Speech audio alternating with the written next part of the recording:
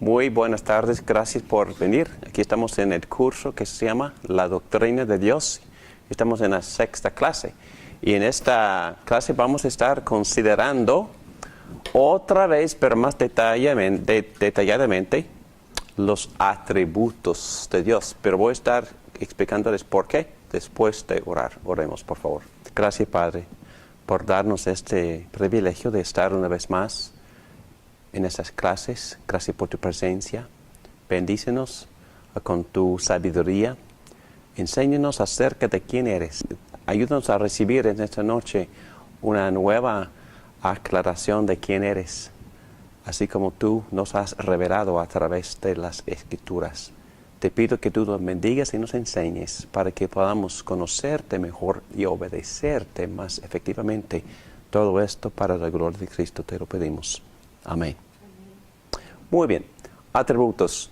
Hemos estado considerando en esas clases las varias maneras por las cuales Dios se nos revela. Empezamos con la creación y entendemos que por medio de la creación vemos varios atributos de Dios, tales como su poder, su sabiduría, su inteligencia. Es un Dios que sabe diseñar cosas. Y también vemos su bondad porque Él es muy generoso, nos provee muchas cosas, muchas bendiciones, muchas cosas materiales a través de la creación. Pero también nosotros somos parte de la creación, hechos a la imagen de Dios, y por eso tenemos una conciencia. Pero Dios también ha escrito sus leyes en nuestra conciencia, y por eso, por medio de la conciencia del ser humano, sabemos que Dios es santo. Entonces, ya tenemos muchísima información de Dios solo por observar la creación. Pero entendemos que eso no es suficiente para poder entender completamente lo que es su voluntad para nosotros y mucho menos lo que es el plan de redención. Y por eso tenemos que ir a otra revelación que se llama la palabra de Dios, inspirada por el Espíritu Santo y creada por Dios, utilizando varios hombres, 40 hombres, para que nosotros tengamos un récord de cómo Dios ha actuado y cómo Él ha hablado a través de la historia. Muy bien, entonces en la Biblia, que es una revelación perfecta, infalible de la revelación de Dios, nosotros tenemos varias categorías por medio de las cuales entendemos que Dios se comunica con nosotros acerca de quién es. Primero, hemos estudiado sus nombres. Dios se nos revela por medio de sus nombres, empezando con Jehová o Yahvé. Entendemos que eso significa soy quien soy o seré quien seré. Entendemos que este nombre se usa para comunicar la inmanencia de Dios. Dios siempre con nosotros, pero también siempre dispuesto a caminar con nosotros y ayudarnos y al mismo tiempo cumplir con sus promesas. Cada vez que Dios hace promesa o entrar en explicar en más detalle su pacto con su creación, siempre usa ese nombre Yahvé. Pero también Dios nos ha revelado a través de ciertos papeles y también analogías, y pasamos varias horas contemplando las varias analogías y papeles que Dios usa para también enseñarnos quién es. En algunas lecciones recientes hemos meditado en los hechos históricos. Dios también entendemos que por su atributo de inmanencia, Él tiene la habilidad de entrar en su creación, estar con nosotros y actuar en medio de nosotros. Y lo que Él hace, en especial en sus hechos redentores, observándolos, estudiándolos, entendemos más efectivamente quién es Dios, porque Él se nos revela a través de estos hechos. Pero en esta noche llegamos a la forma en que Dios también se revela.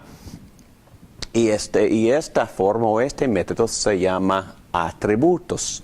Bueno, vamos a considerar, o primero vamos a identificar y describir los atributos de Dios en esta clase y también vamos a considerar el significado de estos atributos en dar forma a nuestras vidas y ministerios.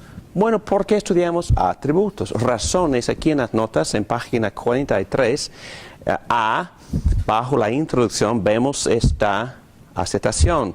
Razones para volver a considerar los atributos divinos. Número 1, las expectativas de la comunidad cristiana.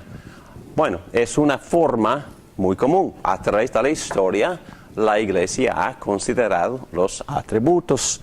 Todos los teólogos antiguos, modernos y los más recientes también enfatizamos los atributos como un método sumamente importante por medio del cual entendemos la revelación de Dios. Y número 2 dice, el hecho de atribuirle ciertos poderes a Dios es bíblico porque los autores o los que Dios usó para darnos esta revelación también habla mucho de ciertos atributos en particularidad, así como su compasión, su misericordia, su santidad. Este tipo de atributo encontramos en varios lugares, en varias listas, tal como en Salmo 103 vemos un párrafo repleto de los atributos de Dios. Aquí en este pizarrón tenemos un listado, y no es completo, pero es más o menos completo. La Biblia, se puede encontrar en alguna parte de la Biblia este listado, o no este listado, pero algunos de estos atributos. Tenemos aquí persona, espíritu soberano, trascendente, santo, constante, todopoderoso, eterno, omnisciente, justo y bueno. En esta clase vamos a considerar cada uno de estos atributos. Y también estudiar estos atributos protege en contra de construir una perspectiva demasiado restringida de Dios. En otras palabras, la Biblia presenta a Dios como un actor personal y no como una lista estática de atributos. Aunque Dios sea comprometido a expresarse en el contexto de la historia y por medio de su pacto, Él siempre es más. Es más que su pacto, es más que cualquier listado de atributos. Los atributos nos dan la oportunidad de expresar esto. Nos dan la oportunidad de confesar que Dios trasciende aún sus propias manifestaciones del pacto. Bueno, antes de seguir adelante, debemos de hacer otra pregunta. ¿Debiéramos clasificar los atributos de Dios? Entonces, así como los estamos haciendo esta noche, o históricamente los teólogos han categorizado los atributos en los atributos comunicables y los no comunicables. ¿Me pueden dar ejemplo de los no comunicables? Un atributo de esta lista no comunicable. Es decir, no comunicable quiere decir que Dios no comparte este atributo con nosotros. Es decir, no tenemos este atributo como seres humanos. Trascendente. No somos trascendentes, ¿verdad? Somos parte de lo creado. Somos criaturas. Dios no es una criatura. Dios existe aún más allá de su creación. Y aunque es inmanente. Y también es inmanente, es decir, tiene la habilidad, y lo hace, de entrar en y participar en, hacer hechos en y hablar en su creación, y lo hace. Pero también vive, y cuando decimos que Él vive más allá, ni yo entiendo lo que estoy diciendo. Lo que estoy tratando de decir es que Dios es distinto, es otro. No se puede compararlo con nada en nuestra experiencia. Pregunta. Entonces Él es como fuera del espacio y tiempo. No puede ser comparado. Bueno, vamos a tratar precisamente este punto cuando llegamos a este punto eterno. Exactamente, Él existe fuera de tiempo, fuera de espacio, más allá de la historia. Pero, y también al decir eso, estamos profundizándonos en una área muy difícil para comprender y articular. Pero sí es la verdad. Aunque no se entienda, es la verdad.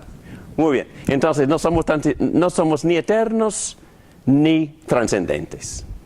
Bueno, ¿podemos compartir algo de la santidad? Sí. ¿Podemos compartir algo de, bueno, somos personas, somos también en parte, somos espíritu, pero somos espíritu y cuerpo. Y aquí, ¿podemos vivir justos y buenos? Bueno, en parte sí. En parte Dios comparte esos atributos con nosotros, es decir, nosotros también podemos manifestar estos atributos o esas características como seres humanos. Pero también históricamente los teólogos han categorizado estos atributos así entre los más metafísicos, quizás los más trascendentes, y los naturales y los relacionales. Pero existen algunas propuestas más recientes. Es decir, estos puntos no están en las notas, pero para punto 3 dice propuestas más recientes. Un teólogo que hemos estado estudiando que se llama Millard Erickson, él distingue entre atributos de grandeza, así como todopoderoso, como trascendencia, y atributos de bondad, así como misericordia, amor y este tipo de atributo. Pero también un Gordon Lewis, él tiene 5 clases de atributos del intelecto, la ética, la emoción, la volición y la relación. Michael Williams, el profesor cuyas notas estoy usando, él dice, no hay razón para trabajar con un sistema de clasificaciones. Porque la Biblia tampoco presenta, no divide, no distingue. En el mismo párrafo se puede encontrar un atributo que nosotros consideraríamos como no comunicable y también algunos atributos comunicables. La Biblia ni hace diferencia, no distingue entre ese punto de Michael Williams. Dice que un sistema nos invita a hacer distinciones entre los atributos, diciendo quizá que algunos son superiores a otros o algunos son más esenciales que otros. Pero es la verdad, ¿hay un atributo más importante que otro? La respuesta es no. Todos son esenciales, todos son íntegros a la esencia de Dios de igual manera. Y él dice también que es un sentido común porque como seres humanos no nos dividimos, somos unitarios, somos una sola unidad y Dios también, y vamos a tocar ese tema más profundamente al ratito. Y también dice que la lista es solo una lista, solo.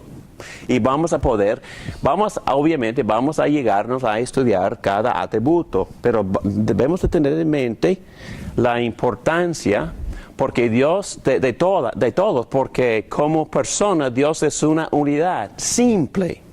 Dios no es una colección de atributos sumados, tampoco es una esencia con atributos agregados, así como enseñaron los filósofos, que ellos hablaron de la esencia de Dios, entonces hablaron de ciertas características no esenciales, pero esas distinciones tampoco son bíblicas. Todos los atributos se complementan en una unidad íntegra. En otras palabras, Dios es trascendente, soberano, eterno, misericordioso y todo a la vez.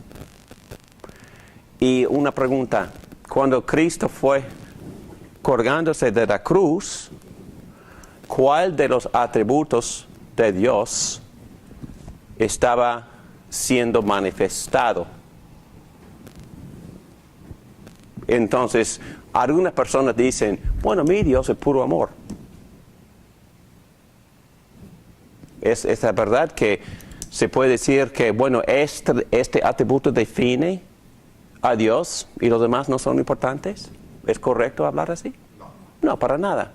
Entonces, ¿qué dice Juan 3:16? ¿Por qué? Porque de tal manera amó Dios al mundo. Oh, ¿cuál es el verbo? Amor. Amó. Oh, Dios amó y por una manifestación de su amor, ¿qué hizo? Sacrificó a su propio hijo. Sacrificó a su propio hijo. Pero ¿qué dice Romanos 3, entre 24, 25, 26? Que Cristo propiciando la ira de Dios fue una manifestación de su Amor. De su justicia. Entonces, ¿cuál es? ¿La cruz manifiesta la justicia o el amor de Dios? Las dos. Y mucho más. Porque Cristo también colgando de la cruz, que dijo a los que estaban clavándole. Entonces, ¿qué otro atributo se manifiesta? Amor. Amor y misericordia. Misericordia. Para poder perdonar. Entonces, lo que tenemos que decir, otra preguntita. Algunos dicen que el Dios del Antiguo Testamento es un Dios de justicia y el Dios del Nuevo Testamento es un Dios de amor. ¿Es correcto decir eso? No. Tampoco. ¿Dios manifiesta su justicia en el Nuevo Testamento? ¿Dónde? ¿Dónde? Bueno, en muchos. Solamente con el hecho que Jesucristo, cómo les habló a los fariseos, y les dijo que ellos, hay un versículo que habla que son sepulcros blanqueados y que ellos merecían más el infierno que... Fuerte, fuerte. Son palabras muy fuertes de justicia, ¿no? Palabras de justicia, palabras de condena. Wow. De condena. Y también el otro pasaje del rey Herodes. de Herodes, que ¿Qué pasó con él? se glorificó a sí mismo como Dios y Dios lo Fue consumido por consumió gusanos. por gusanos en el instante. En ese mismo Instantáneamente. instante. Y eso es en el Nuevo Testamento. Entonces, Y también Ananías y Zafiras fueron matados por mentir al Espíritu Santo. En el Nuevo Testamento, y también Pablo dice en 1 Corintios capítulo 11 que algunos que habían abusado de la Santa Cena también habían muerto. Entonces, ¿pero qué pasó en la cruz? Pura justicia. Bueno, no pura justicia, amor para nosotros, pero justicia. ¿Quién recibió la justicia? El castigo, mejor dicho. El castigo es Jesucristo. Entonces Cristo absorbió la ira de Dios para desviar de nosotros y así satisfizo o propició la justicia divina del Padre. Entonces, bueno, vemos que nunca, bueno, otro atributo es que Dios es inmutable, que quiere decir que no cambia, es constante. Dios en cada momento es constantemente misericordioso, amoroso y justo, y no cambia. ¿Ok? Entonces, en el Dios del Nuevo Testamento es el mismo Dios del Antiguo Testamento, y yo sé que tenían leyes civiles que requerían la pena de muerte por prácticamente todo, pero también nada ha cambiado. El Nuevo Testamento enseña que la paga de pecado es la muerte. Es cuestión de dónde fue ejecutada esa muerte. en Jesucristo. En Jesucristo. Y si la persona no se conecta, no se une con Jesucristo, no se incorpora en Jesucristo, también va a recibir la misma pena de muerte eternamente. Entonces nada ha cambiado, por favor. Bueno, algunas expresiones, el gobierno ha cambiado y la necesidad de ese sistema de leyes ha cambiado, pero Dios no ha cambiado. Los atributos de Dios no han cambiado. Cuando el apóstol Pablo dice que Dios había pasado por alto los pecados antiguos, que había pasado por alto, y que ahora los ha castigado en Jesucristo. Bueno, yo digo esto reverentemente. que Dios estaba errando o estaba un poco equivocado en expresar tanta misericordia en el Antiguo Testamento. Entonces tenemos una imagen incorrecta de Dios, pensando que era muy severo en el Antiguo y muy blando en el Nuevo, que es un gran error, porque la Biblia no enseña esto en ninguna parte. Y la persona que diga eso no comprende el pacto, no comprende el Evangelio, no comprende la naturaleza de Dios. Termino con esto. Dios es el mismo Dios en todas las eras. So, if you can assist me on this, if you can. Okay. So, based on what you're saying, which I agree with, you're saying that throughout the Testaments, both Old and New, they're both describing not only the justice of God, but also the love of God. Love and mercy, yeah. Which would make sense why Jesus quoted much of stuff in the Old Testament. Since he wrote it, especially yeah. Leviticus 19:18, where it says, love your neighbors, you love It's all yourself. there. ¿Sí? Todo está ahí. The same justice, but also the love, because he knows the situations that he was dealing with in the old covenant, Right. and so he had to be harsh on them. But then in the new covenant, it's more of this revelation, full blown. Full blown. Sí, lo que ha cambiado es la necesidad de ejecutar esas leyes de pena de muerte, porque esas leyes existían para revelar algo de la santidad y justicia de Dios y también enseñarnos de tanto Dios aborrece el pecado y la maldad. Lo que ha pasado es que todos esos sistemas de sacrificios del Antiguo Testamento y cada uno de los pactos, empezando con Abraham, renovado y extendido con Noé, renovado y amplificado más con Moisés, lo mismo con Abraham, quien entendió la justificación por fe, se amplía aún más con David en términos de un rey, un trono eterno, que fue profecía. Todos estos pactos eran profecías cumplidas, consumadas. En el último pacto, el nuevo pacto, ejecutado por Cristo mismo. Y entonces lo que dijiste es 100% correcto, que toda enseñanza, toda la ley, todos los castigos, todos los sistemas de sacrificio y todos los pactos señalaban, profetizaban, apuntaban a la consumación en Cristo, en el nuevo pacto. Muy bien dicho. Ok. Muy bien. Entonces, tocando un poquito este asunto de la filosofía, hemos hablado mucho del uso de la filosofía y del mal uso de la filosofía. Y el punto del profesor aquí es que solo la filosofía debiera ser usada para ilustrar los atributos de Dios y no al revés.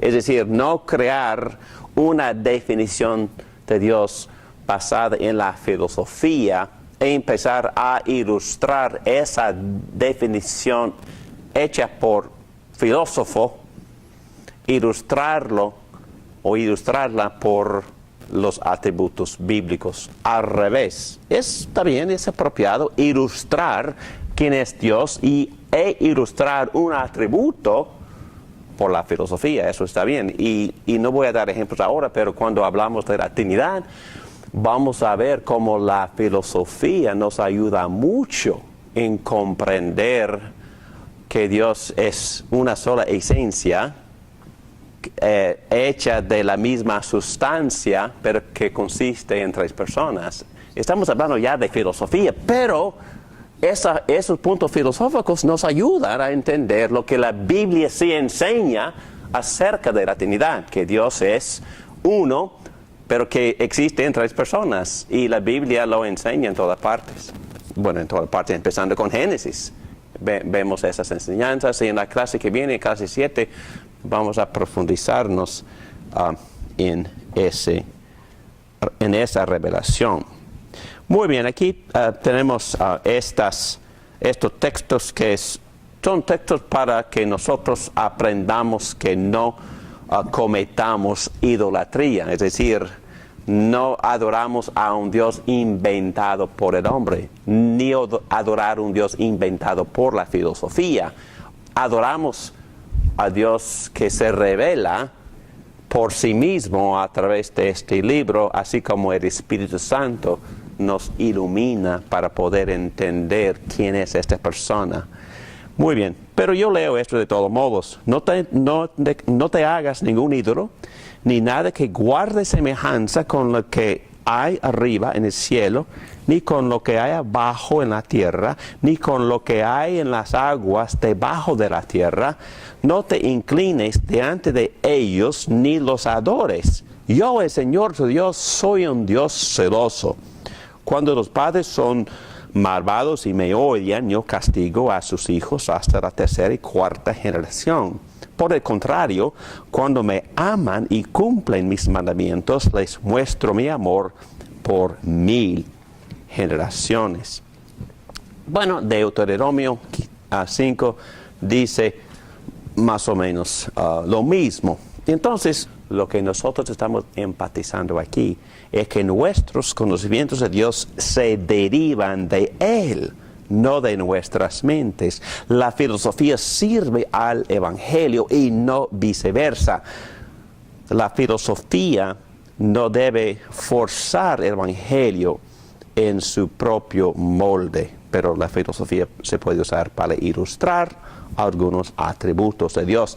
Este teólogo Donald Bloch dice que los cristianos no debemos usar imágenes bíblicas para ilustrar y apoyar un sistema, una visión filosófica, pero podemos usar conceptos filosóficos para aclarar una visión bíblica.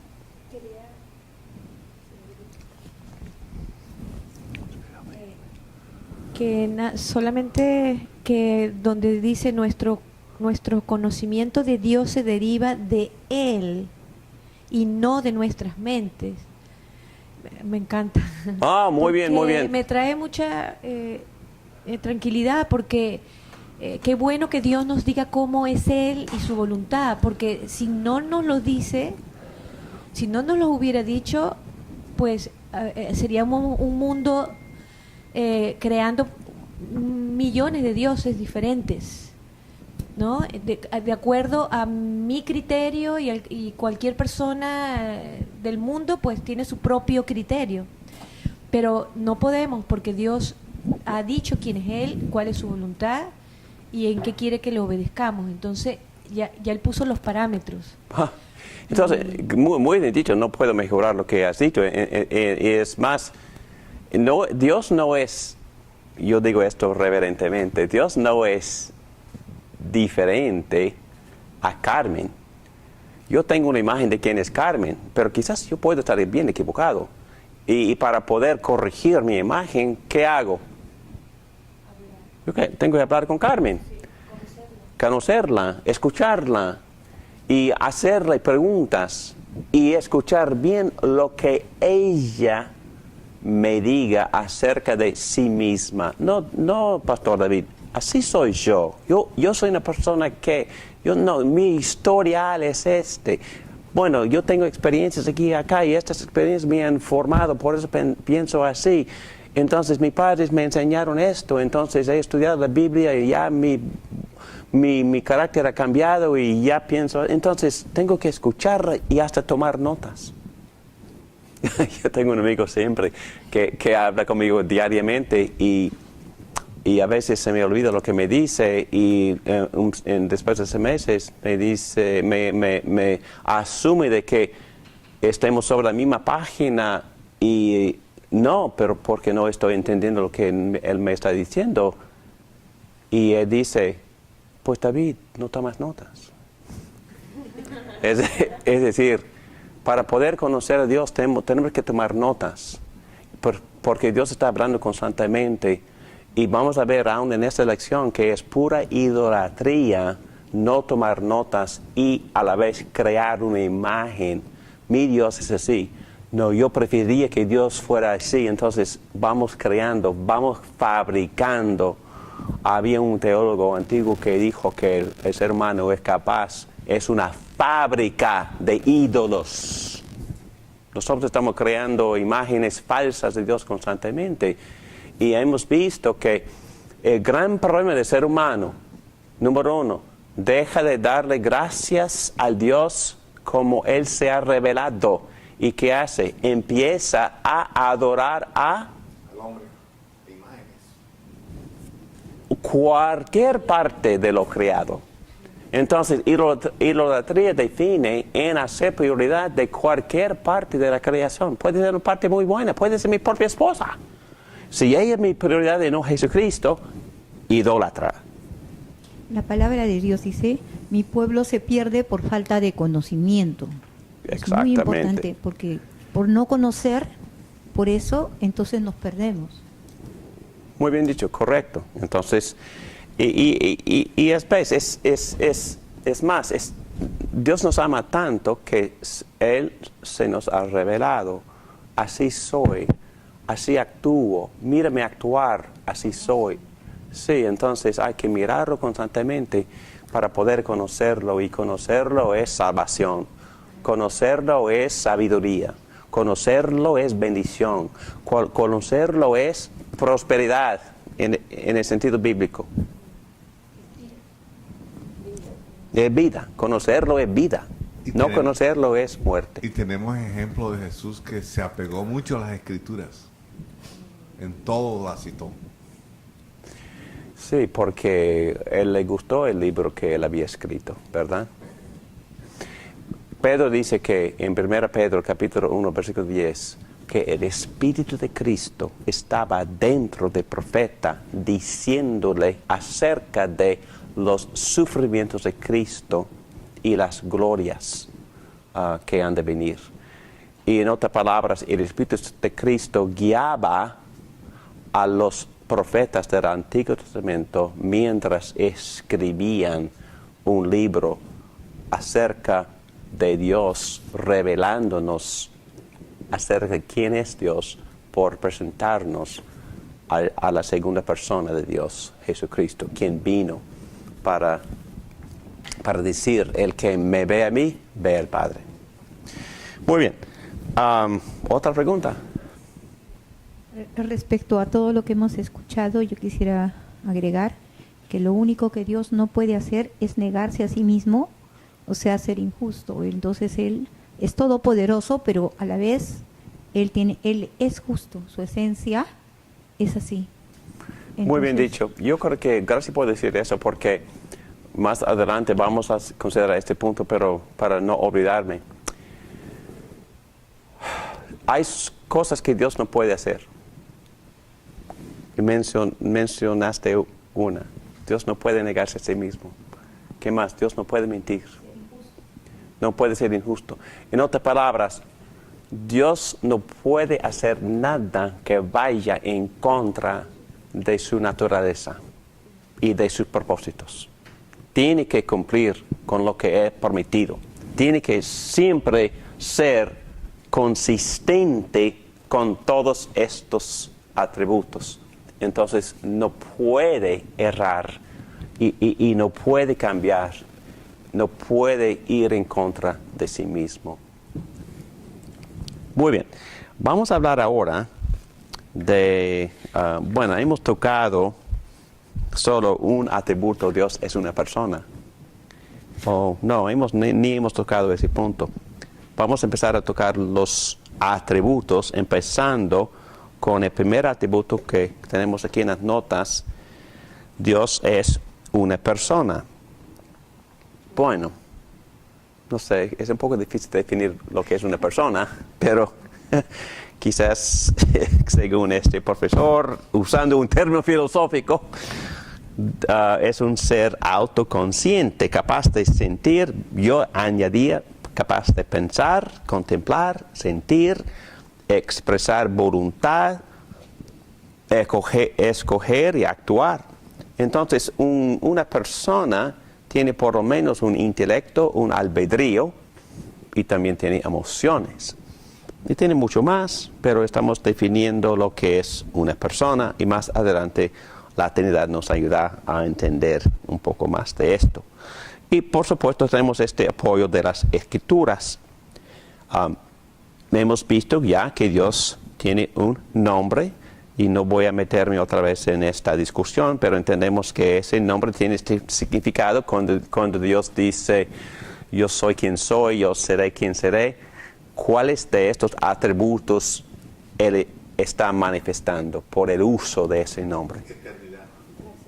Trascendencia, eterno, pero también cuando dice, pero está hablando con Moisés y está animándole a Moisés con este término, Yahvé, haciéndole muchas promesas. Como persona.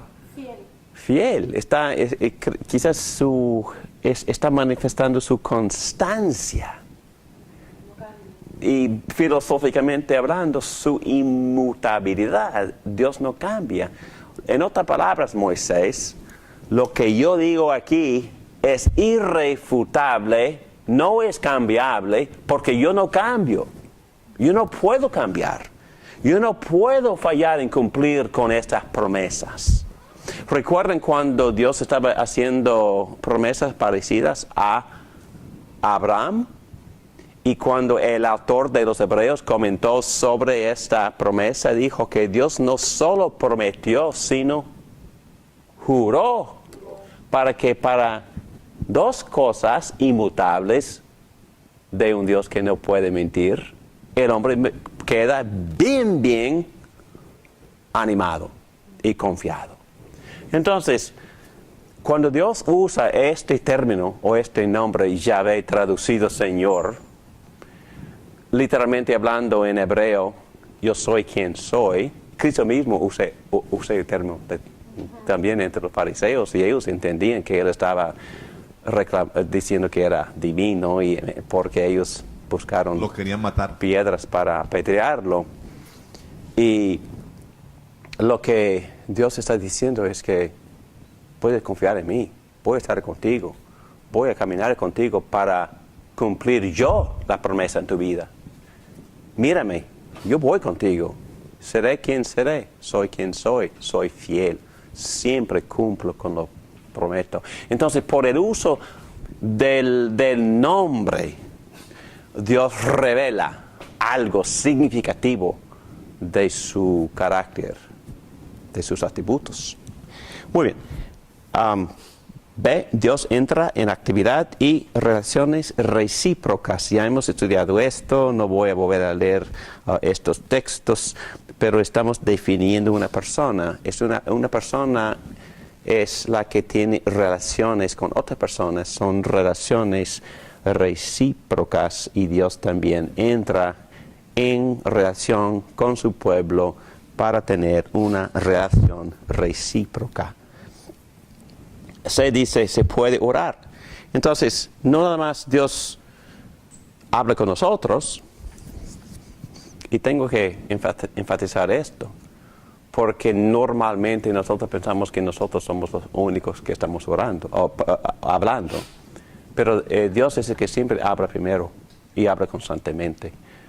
Y ya hemos dicho cómo Él habla a través de la naturaleza, habla a través de su palabra, revelándose, pero también tiene muchos mandatos para obedecer y también Él nos está diciendo quién es en esta conversación y también el Espíritu Santo también nos está hablando por iluminar la mente, ablandar el corazón, dar deseos. El Espíritu Santo da el deseo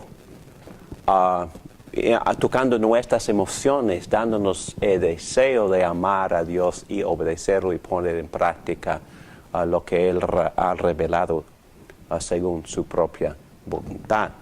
Y también Dios habla a través de otras personas, no con infalibilidad, pero otras personas nos animan mucho y nos comunican la presencia y hasta la misma voluntad de Dios. Ojalá que en esta clase, por medio de estos intercambios, El Espíritu Santo está presente, estamos leyendo, estudiando las sagradas palabras de Dios. Dios está revelándose. Dios está hablando, ¿no es así? ¿Dios está hablando con ustedes? Dios está hablando conmigo. Me está hablando todo el día por la rica profundidad en estas enseñanzas, en estas notas, en estos textos. Dios está hablando constantemente y nosotros tenemos que ir a donde Él habla.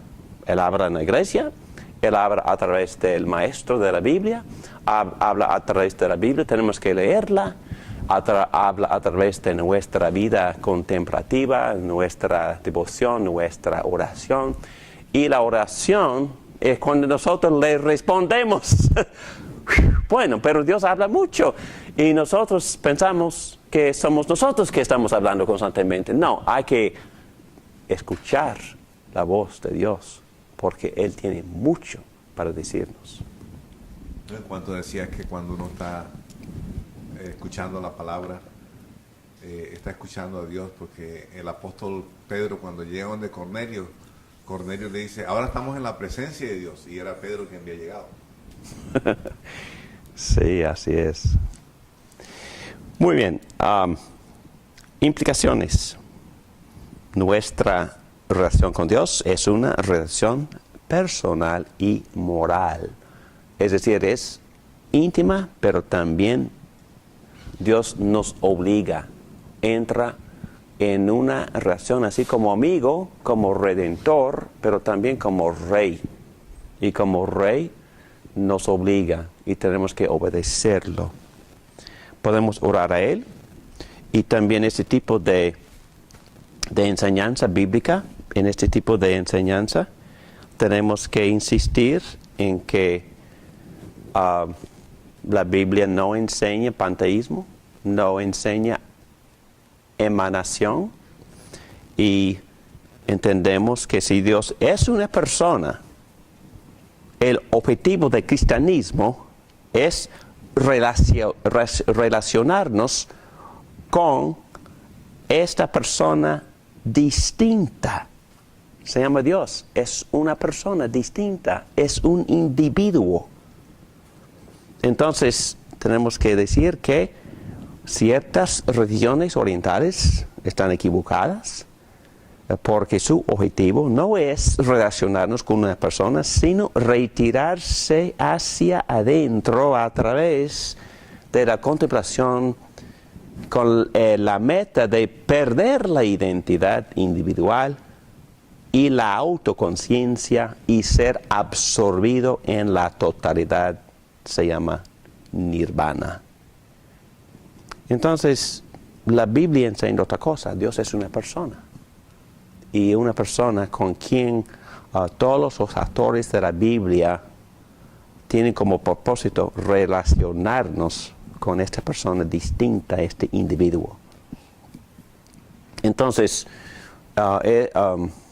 tenemos que mantener, según este concepto de persona, porque todos los atributos se complementan, pero también si vamos a insistir que Dios es una persona, tenemos que insistir también que es trascendente, es decir, una persona distinta de todo lo que Él ha creado, una persona distinta no solo de los demás seres humanos, pero una persona distinta, un ente distinto a la creación. Muy bien. Y ahora, y tocamos este punto y tomamos un break, un receso. No solo es una persona, sino es un espíritu. También otro término muy difícil para definir. ¿Qué es un espíritu? Nunca he visto un espíritu. ¿Has visto un espíritu? Un espíritu es una persona sin cuerpo. Es una persona en cuerpo. Sí, pero si se puede ver, no es espíritu. Porque por definición bíblica, un espíritu es invisible. Aquí tenemos apoyo en las Escrituras.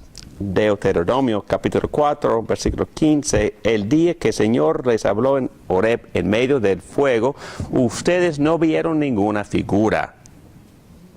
Por lo tanto, tengan mucho cuidado de no corromperse haciendo ídolos o figuras que tengan alguna forma o imagen de hombre o de mujer, o imágenes de animales terrestres o de aves que vuelan por el aire, o imágenes de animales que se arrastran por la tierra, o peces que viven en las aguas debajo de la tierra. Vamos a volver a entender el significado de ese mandamiento, pero también otros textos que enseñan que Dios es espíritu. A Dios nadie lo ha visto. Juan 1:18, Juan 4:24, Dios es espíritu y quienes lo adoran deben hacerlo en espíritu y en verdad. Por tanto, 1 Timoteo capítulo 1, al Rey eterno, inmortal, invisible, al único Dios sea honor y gloria por los siglos de los siglos. Amén. 1 Timoteo 6, versículo 15, la cual Dios a su debido tiempo hará que se cumpla al único y bendito soberano, Rey de reyes y Señor de señores, al único inmortal que vive en luz inaccesible, a quien nadie ha visto ni puede ver, o Él sea el honor y el poder eternamente. Amén. Bueno, implicaciones. Número 3 de las notas, estamos en página 45. Dios no está limitado por realidad corporal o física. Entonces, esto permite, recuerda que dice que los atributos se complementan. Si Dios es espíritu, eso permite que hablemos de Dios así como omnipresente. Entonces, un ser corporal no puede ser omnipresente porque tiene limitaciones por el mismo cuerpo físico. Lo limita. Pero un espíritu, en este caso, el espíritu de Dios es un espíritu infinito y ni he tocado tampoco infinidad. Pero todos estos atributos son infinitos. Pero Dios es un espíritu infinito y también es un espíritu omnipresente. Dios no tiene esa limitación. Dios tampoco es susceptible a las limitaciones físicas de la muerte. Entonces Dios no muere, Él sigue existiendo y viviendo. Las Escrituras utilizan antropomorfismos para hablar de Dios y metáforas, y hemos hablado de muchos de estos. Entonces la Biblia habla de los ojos de Dios, habla de la nariz de Dios, habla de las manos de Dios. ¿Pero qué está usando? Antropomorfismos, otra vez. Antropomorfismos, es decir, está usando ilustraciones o metáforas, analogías. Dios sí puede ver, pero no tiene ojos. Puede oler, pero no tiene nariz. Puede tocar, pero no tiene manos. Puede ejercer poder, pero no tiene músculos. Dios puede hacer muchas cosas que lo pueden hacer el ser humano con su cuerpo físico, y la Biblia habla en términos de esos aspectos, pero está hablando metafóricamente. Muy bien, y tenemos que decir esto, es un poco negativo, pero si esta es la verdad, que Dios es un espíritu, entonces, volviendo a esta parte de los 10 mandamientos, Dios prohíbe que nosotros lo adoremos utilizando o arrodillándonos ante lo físico.